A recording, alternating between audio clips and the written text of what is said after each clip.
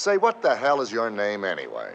Crook Ram. Salut à tous, c'est Berg, je suis extrêmement content de vous retrouver aujourd'hui pour ce tout nouveau format que j'ai très sobrement appelé les anecdotes de Berg & Co. Je voulais tout simplement vous partager des petites anecdotes et des histoires que j'ai vécues quand j'étais gosse, quand j'ai commencé ma collection de cartes Pokémon, parce que j'ai vraiment plein de trucs qui se sont passés et qui font que j'ai repris cette collection. C'est parce que j'ai plein de souvenirs et j'y suis assez attaché. Et surtout, je lance ce nouveau format pour que vous puissiez vous aussi me donner vos histoires, vos anecdotes, pour qu'on puisse en apprendre tous ensemble un peu plus sur l'un et l'autre. C'est quelque chose qui me semble super important, surtout que notre petite famille commence à s'agrandir tout doucement. Nous sommes déjà plus de 100 abonnés et si vous ne l'êtes pas, n'hésitez pas à vous abonner et à cliquer sur la petite cloche. Donc voilà.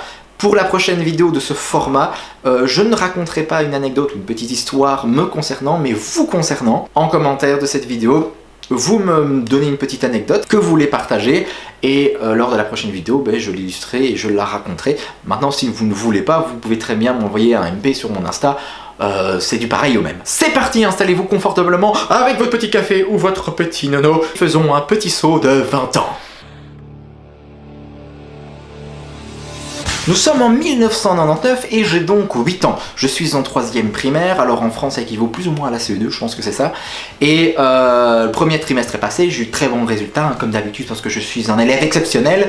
Et je décide de demander à mes parents, pour me récompenser, pour me montrer leur gratitude, de m'offrir un petit cadeau, un petit truc. Alors au tout début je pensais aux Gogos, parce que les Gogos c'était une mode qui était passée juste avant les cartes Pokémon.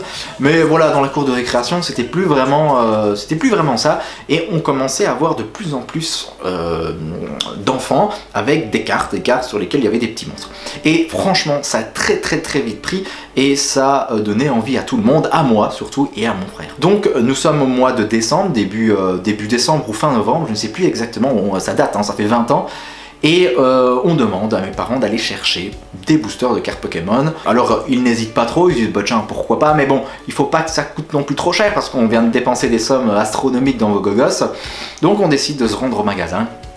À Mons, en Belgique, je ne sais pas si vous connaissez Mons, en tout cas je suis montois, et on se rend dans un tout petit magasin, il y avait très peu de choses, mais il y avait bien des cartes Pokémon qui étaient en rupture de stock. Alors la grosse déception, on se dit bah c'est pas grave, on retournera mercredi, parce que bon, les mercredis c'était les petites journées, et on avait le temps d'aller se poser au magasin, d'aller chercher ce que l'on voulait, donc on attend le mercredi d'après.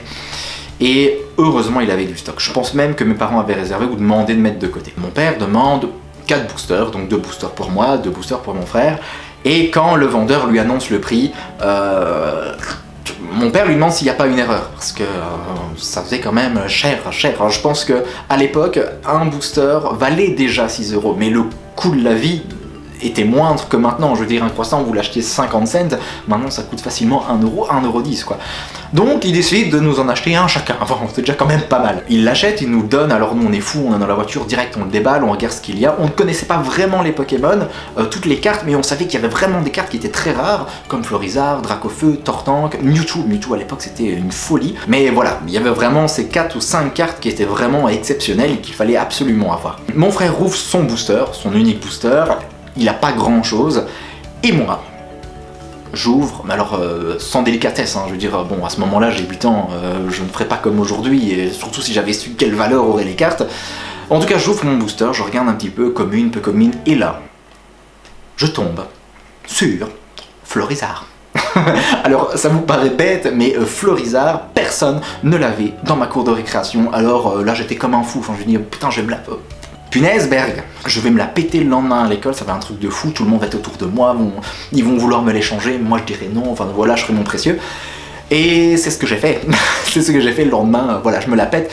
Tout le monde venait vers moi pour savoir comment je l'avais eu, voilà, comment je l'avais acheté. Bon, en soi, c'était juste dans un simple booster, mais bon, à 8 ans, 7-8 ans, bon, on n'est pas tous très au courant. Et il y en a beaucoup qui me demandent d'aller changer contre des Mewtwo, Dracofeu. Non, mais moi j'étais tellement fier, et je décide de prendre mon petit paquet et de le laisser dans la poche de mon manteau.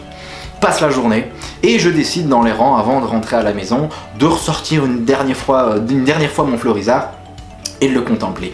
Et là, Je sors mon paquet de cartes, je regarde les cartes et il n'y est plus. Je pense que j'ai fait un mini scandale dans la cour de récréation. J'ai commencé à aller voir tous les élèves de tous les rangs de toutes les années pour demander ou s'ils avaient vu un floriseur, mais évidemment qu'ils ne l'avaient pas vu, et même s'ils l'avaient vu, je pense qu'ils l'auraient gardé dans le fond de leur poche. J'harcèle même les parents et les instituteurs, les institutrices, mais je vous jure, j'étais incroyable ce jour-là. Pour rentrer chez moi en pleurs, alors évidemment il n'y avait rien de grave, hein, c'était une simple carte, mais c'est parce qu'elle représentait beaucoup, c'était mon premier booster, c'était ma première carte rare et on me l'avait volée. Enfin je veux dire, c'est pas possible que de l'avoir perdue.